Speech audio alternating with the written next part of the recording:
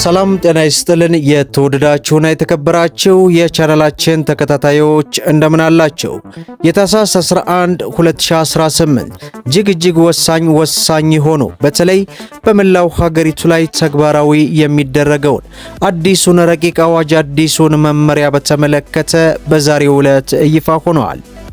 ይህም እንግዲህ አጠቃላይ የንብረት ግብርና ታክስን በተመለከተ ሲሆን ከዚህ በፊት በሕዝብ ተወካዮች ምክር ቤት የፌዴራል የንብረት ታክስ አዋጅ ቁጥር 1365/2017 በሚል ከዚህ ቀደም ኢትዮጵያ ውስጥ ያልነበረ አዲስ የግብር አይነት በሕዝብ ተወካዮች ምክር ቤት መጽደቁ ይታወሳል። እሱን በተመለከተ በዛሬው ዕለት እንግዲህ ተግባራዊ ሊደረግ ስለመሆኑና አስገዳጅ መመሪያውን በተመለከተ ይፋ ሆኗል። ሙሉ መረጃውን ወደ እናንተ እናደርሳለን። እንዲሁም በዶላር የሚከፈል መስሪያ ቤትን በተመለከተ አነጋጋሪ መረጃ ከመሰረት ሚዲያ በኩል ወጥቷል። ታደምጡታላችሁ። ከ60 ሚሊዮን ብር በላይ ግምት ያላቸው ወርቅ በቁጥጥር ስር ስለመዋላቸው በዚህ ሰዓት ይፋ ሆኗል። ይህንንም ይዘነዋል። በኢትዮጵያ ምርት ገበያ በኩል ማገበያየት የሚያስችል አዲስ አሰራር ሊጀመር ስለመሆኑ ተሰምቷል። እንዲሁም ለኢትዮጵያ ንግድ ባንክ ደንበኞች አጠቃላይ የኢትዮጵያ ንግድ ባንክ ተጠቃሚዎችን በተመለከተ ከባንኩ በኩል አንድ ጥብቅ የሆነ መረጃ ከሰዓታቶች በፊት ይፋ ሆኗል። ይህንና መሰል መረጃዎችን ወደ እናንተ እናደርሳለን። ቪዲዮውን ላይክ፣ ቻናሉን ሰብስክራይብ እያደረጋችሁ እስከ መጨረሻው አብራችሁን ቆዩ። እንግዲህ ክቡራን ተመልካቾቼ ዛሬም እንደተለመደው በሌላ ርዕስ በሌላ ቪዲዮ ነው የተገናኘነው። በተለይ መግቢያ ላይ እንዳያችሁት አጠቃላይ የንብረት ግብርና ታክስን በተመለከተ ማለትም ከዚህ በፊት በሕዝብ ተወካዮች ምክር ቤት የፌዴራል የንብረት ታክስ አዋጅ ቁጥር 1365/2017 በሚል ከዚህ ቀደም ኢትዮጵያ ውስጥ ያልነበረ አዲስ የግብር አይነት በሕዝብ ተወካዮች ምክር ቤት መጽደቁ ይታወሳል። እሱን በተመለከተ እንግዲህ በዛሬው ዕለት ከደቂቃዎች በፊት ተግባራዊ ሊደረግ በመላው ሀገሪቱ ላይ አስገዳጅ የሆነ ረቂቅ መመሪያ ይፋ ሆኗል። ይህንን ረቂቅ መመሪያ ከማድረሳችን በፊት ግን አጠቃላይ ለኢትዮጵያ ንግድ ባንክ ደንበኞች የኢትዮጵያ ንግድ ባንክ ከደቂቃዎች በፊት እጅግ ከፍተኛ ጥንቃቄ ልታደርጉ እንደሚገባ በማህበራዊ ትስስር ገጹ ላይ እንግዲህ ይፋ አድርጓል። በትላንትናው ዕለት እንግዲህ ለበርካታ ኢትዮጵያኖች እንግዲህ አካውንት ለከፈታችሁ ወይንም ለመክፈት ያሰባችሁ አንድ መረጃ ወደ እናንተ ማድረሳችን ይታወሳል። ይህም እንግዲህ አጠቃላይ የባንክ ሂሳባችሁን ከናሽናል አይዲ ጋር ካላገናኛችሁ አገልግሎቱ ሙሉ በሙሉ እንደሚቋረጥ የመጨረሻ ማስጠንቀቂያ ማውጣቱን ተከትለው እጅግ በርካታ ኢትዮጵያኖች ከፍተኛ የሆነ ጎል ውስጥ እየገቡ እንዳለ የኢትዮጵያ ንግድ ባንክ ይፋ አድርጓል። ማንኛውም በስልክ የሚመጣ ጥያቄን ባለመቀበል ራሳቸውን ከአጭበርባሪዎች ጠብቁ ሲል በዚህ ሰዓት እንግዲህ የኢትዮጵያ ንግድ ባንክ ይፋ አድርጓል። ባንካችን ብሔራዊ ባንክ ያወጣውን መመሪያ መሰረት በማድረግ ደንበኞችን በአቅራቢያቸው ወደሚገኝ የኢትዮጵያ ንግድ ባንክ ቅርንጫፍ በመሄድ የባንክ ሂሳብ ቁጥራቸውን ከፋይዳ መታወቂያቸው ጋር እንዲያጣምሩ ያስተላለፍነውን መልእክት እንዳጋጣሚ በመጠቀም አጭበርባሪዎች ደንበኞቻችን ጋር እየደወሉ አገልግሎቱ በስልክ እንደሚሰጥ እንዲሁም የባንክ ሂሳብ በዚህ ምክንያት እንደሚዘጋ በማስመሰል ለማጭበርበር እየተጠቀሙበት እንደሚገኝ ደርሰንበታል ይላል። በመሆኑም ክቡራን ደንበኞቻችን ሂሳቦን ከፋይዳ መታወቂያ ጋር የማጣመሩ ስራም ሆነ ሌሎች ከሞባይል ባንኪንግ ጋር የተያያዙና ማንኛቸውም አገልግሎት እርስዎ በአካል ወደ ቅርንጫፍ ካልሄዱ ወይንም ካልቀረቡ በስተቀር በስልክ ተደውሎ የማይሰጥ መሆኑን አውቃችሁ በስልክ ለሚመጡ ጥያቄዎች ምላሽ ባለመስጠት ራሳቸውን ከአጭበርባሪዎች እንድትጠብቁ በአክብሮት እናሳውቃለን ሲል የኢትዮጵያ ንግድ ባንክ እንግዲህ ከደቂቃዎች በፊት ይህንን መግለጫ አውጥቶ ወደ እናንተ አድማጭ ተመልካቾቻችን ለጥንቃቄ አድርሰናል። እናንተስ በዚህ ጉዳይ የደረሰባችሁ እስካሁን ካለ በኮሜንት አሳውቁን እያልን በቀጥታ ወደ ቀጣዩ መረጃ እናምራ። በዛሬው ዕለት እንግዲህ የንብረት ታክስ ረቂቅ አዋጅን በተመለከተ አስገዳጅ መመሪያ ስለመውጣቱ ይፋ ሆኗል። የክልል መንግስታት ተግባራዊ እንዲያደርጉት የተዘጋጀው አዲሱን የንብረት ታክስ ሞዴል አዋጅ በሕግ ከታክስ ነፃ የተደረጉ ንብረቶችና ተቋማት ለማዘጋጃ ቤት አገልግሎት ማካካሻ የሚሆን በታክስ ምትክ የሚደረግ መዋጮ እንዲከፍሉ የሚያስገድድ ድንጋጌ ይፋ መደረጉ ነው የተገለጸው። ይህ ውሳኔ በከተሞች ውስጥ የሚከናወኑ የልማት ሥራዎች ፍትሐዊ በሆነ መንገድ በሁሉም ተጠቃሚዎች እንዲደገፉ ለማድረግ ያለመ መሆኑ ተገልጿል። በዚህ አዋጅ የተወሰነ የህብረተሰብ ክፍልና ተቋማት ከቀጥተኛ የንብረት ታክስ ነፃ እንዲሆኑም ተደንግጓል። ሆኖም እነዚህ ተቋማት የሚገኙባቸው አካባቢዎች በከተማ አስተዳደሩ የሚከናወኑ እንደ መንገድ ጥገና፣ የፍሳሽ ማስወገጃ፣ የጎዳና መብራት፣ የጽዳትና የደህንነት አገልግሎት ተጠቃሚ በመሆናቸው ለነዚህ አገልግሎቶች ማካካሻ የሚሆን መዋጮ እንዲከፍሉ ተደንግጓል።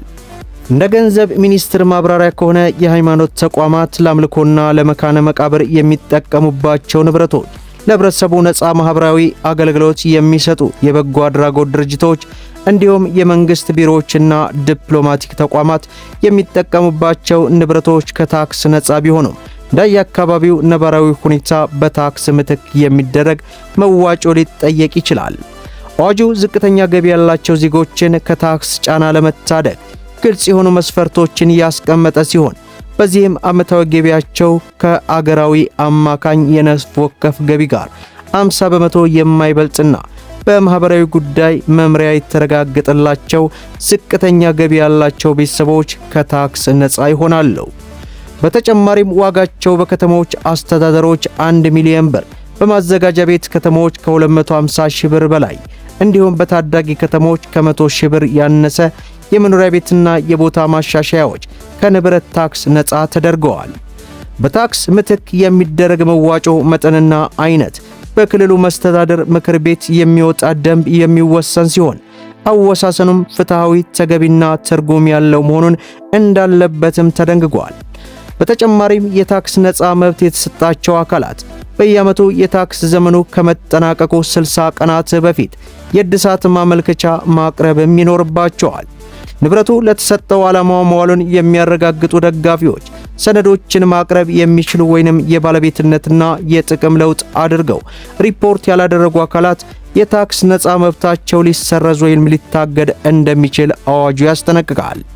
ይህ የተገለጸው የገንዘብ ሚኒስቴር ከሰሞኑ በሀገሪቱ የሚገኙ ከተሞች የራሳቸውን ገቢ በማሳደግ ጥረት ያለው መሰረተ ልማትና ማህበራዊ አገልግሎት እንዲያቀርቡ የሚያስችል የሞዴል የንብረት ታክስ አዋጅ አዘጋጅቶ ለክልል መንግስታት መላኩን ባሳወቀበት ደብዳቤ ነው።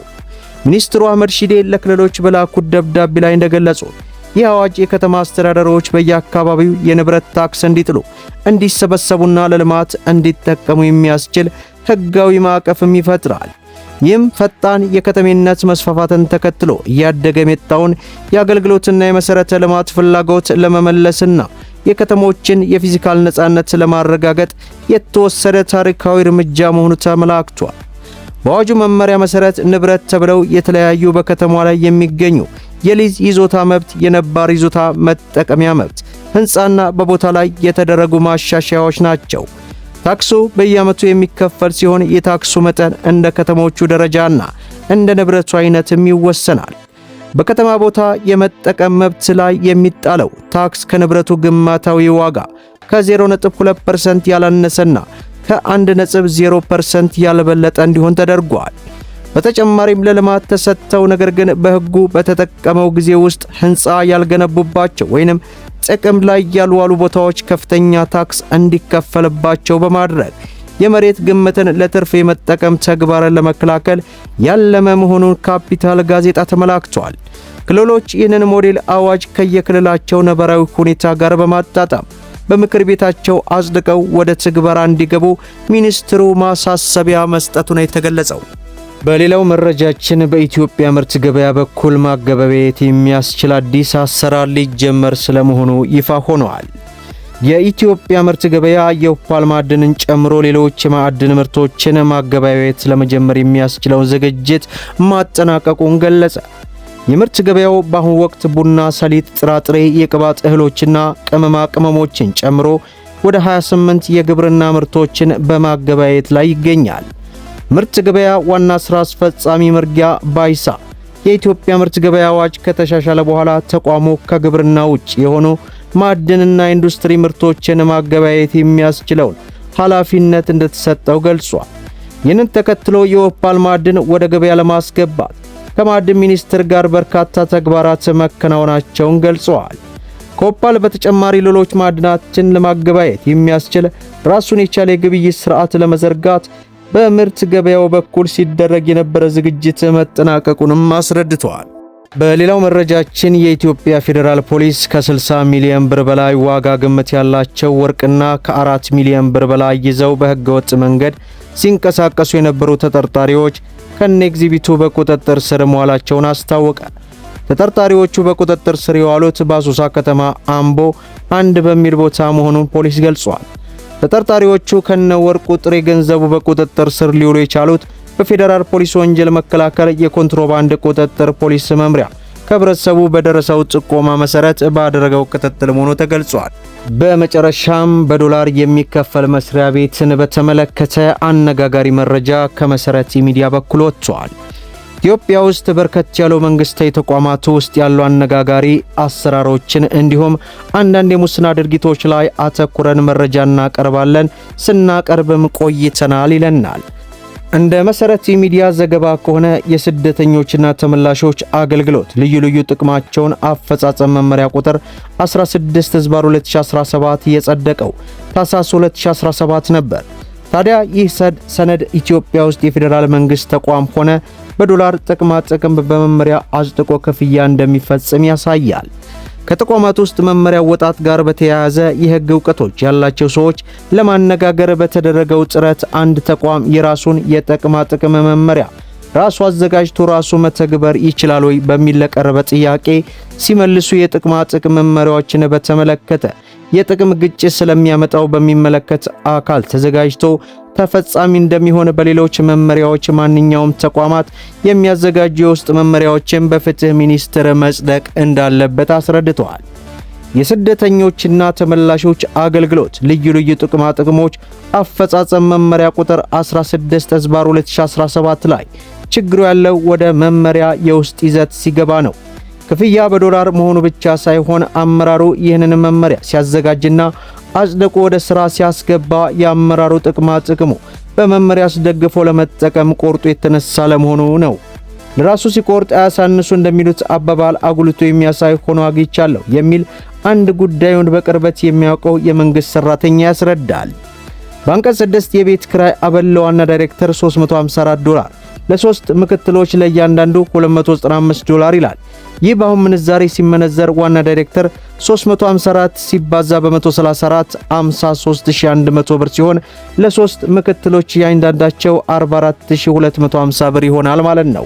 ይህ ሁኔታ እንግዲህ ብዙዎችን እያነጋገረ ይገኛል። እናንተስ የሚሰማችሁ ሐሳብ አስተያየት ምንድነው? ለዕለቱ ያስኩላችሁ መረጃን ይመስላል። እስከ ፍጻሜው ድረስ አብራችሁ ስለቆያችሁ ልባዊ ምስጋናችን ይሰጠን። በሌላ ቪዲዮ እስከምንገናኝ ወሰላሙ አለይኩም ወራህመቱላህ